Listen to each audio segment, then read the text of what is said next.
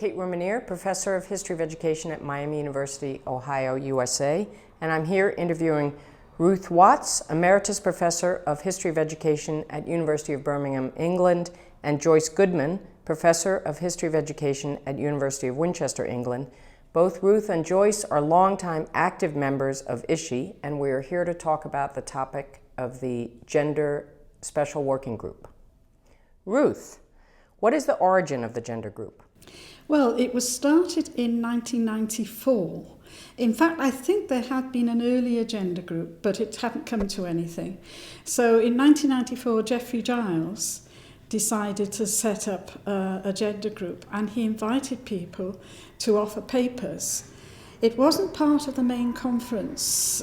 We were just meeting at the conference and having a whole group of papers.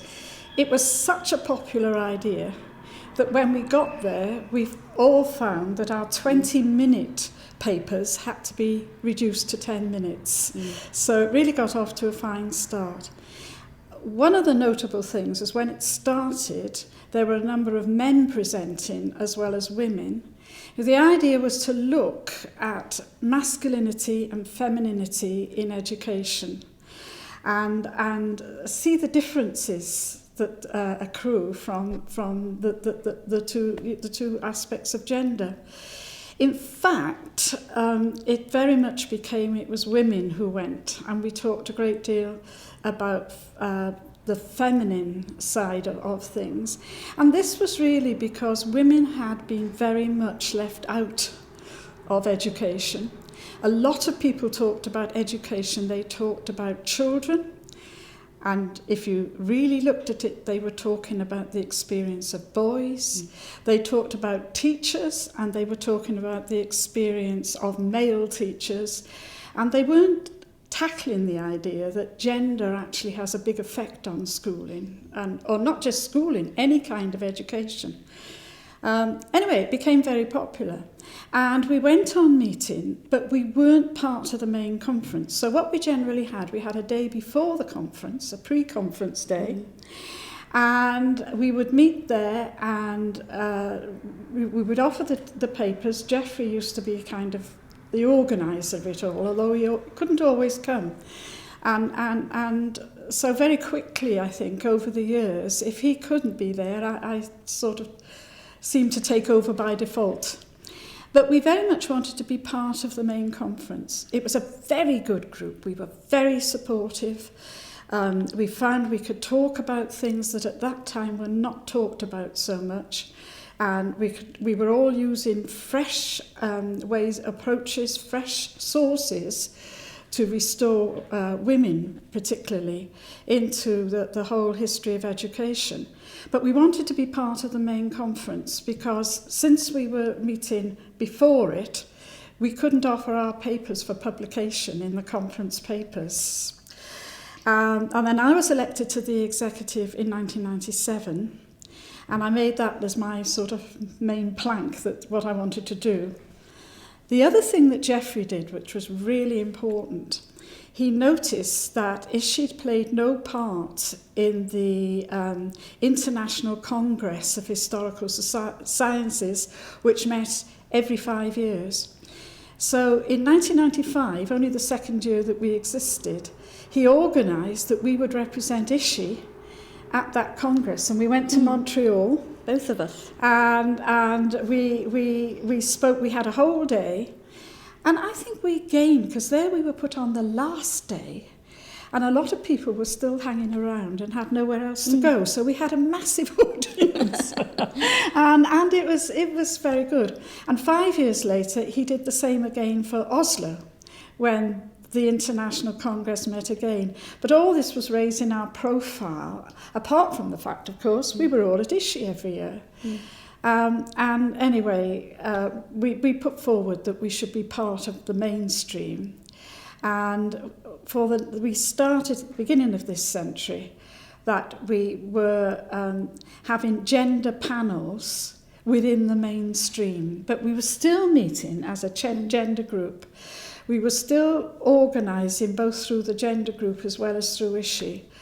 But it was wonderful, wonderful network, very supportive, that we saw people's ideas developing, and we were having a conversation with each other as well as being part of the main thing.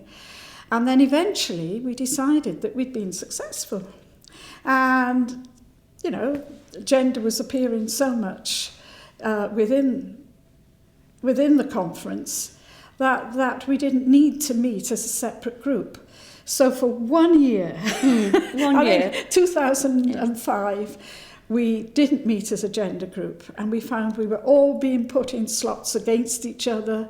We missed the networking and companionship. We had a meeting in one of the lunch hours, and so we decided to reconstitute ourselves. And by this time, Jeffrey couldn't come at all, and I took over with Minneke van Essen from the Netherlands. And we went on for a few years. Minneke stopped, and Christine Meyer from Germany came in with me. And eventually, and I'm not quite sure when, it might have been 2012, I think, I backed out. And it was Christine and Adelina Arredondo from Argentina. Argentina?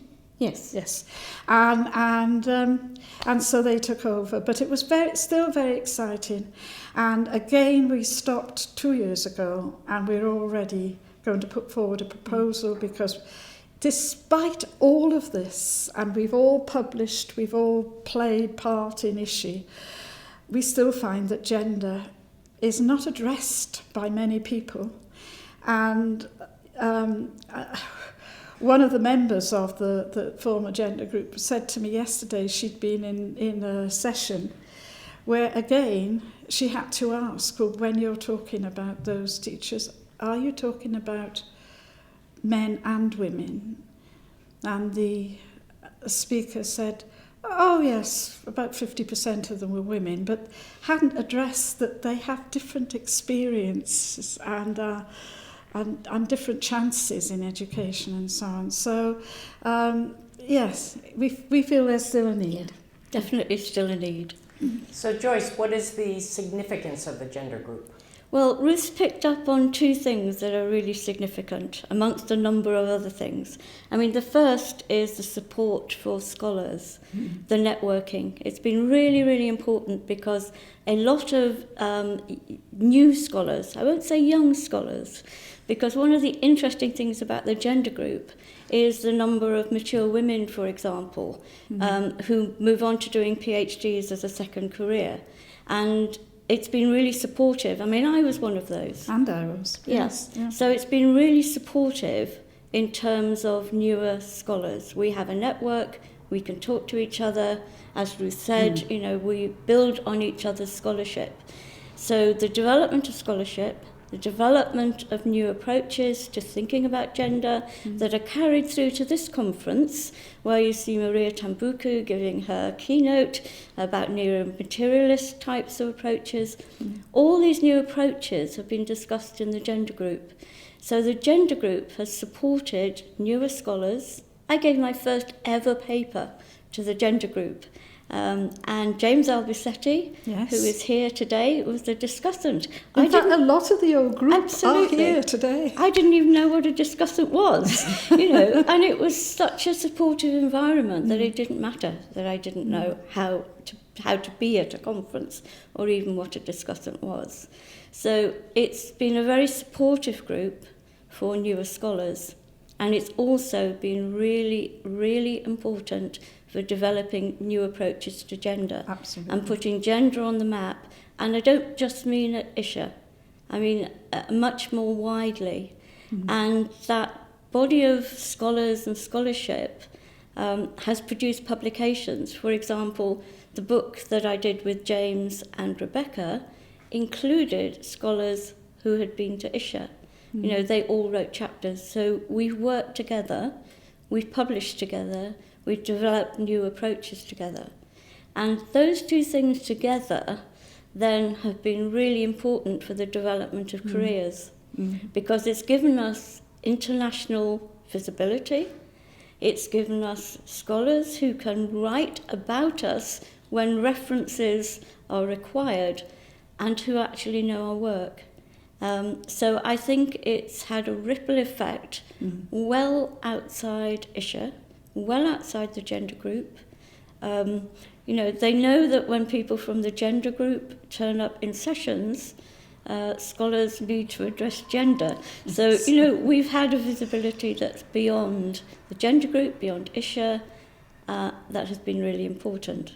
And I think the other interesting thing about the gender group is that not only has it supported women scholars' careers, it's supported ISHA.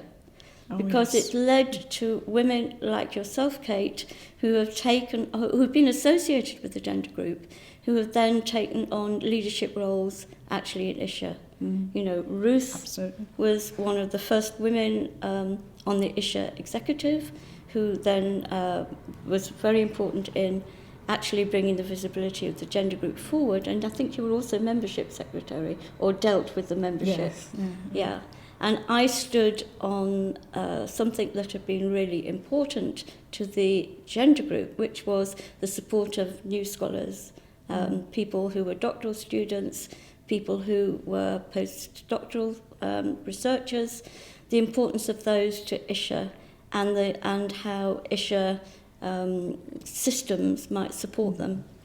So things that had been in the gender group then rippled out in terms of the leadership of ISHA. I then became secretary for 6 years. You became president. So, The first woman? The first woman president. Yes. So scholars, scholarship, careers, and ISHA itself. I think the gender group has had an impact on all of those things. But I would just like to reiterate, we would like it to really be about gender. We would.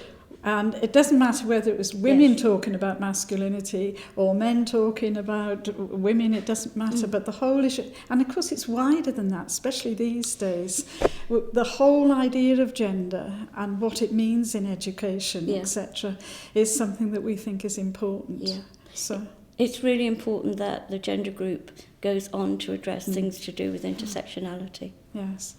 So it has a wide remit for the future. It should have a wide remit for the future. These days we join in the ISHE, their new sort of constitution, where a standing working group has to have a formal aim and achieve it in 5 years. And we did have 5 years, didn't we? We talked a lot about transnationalism.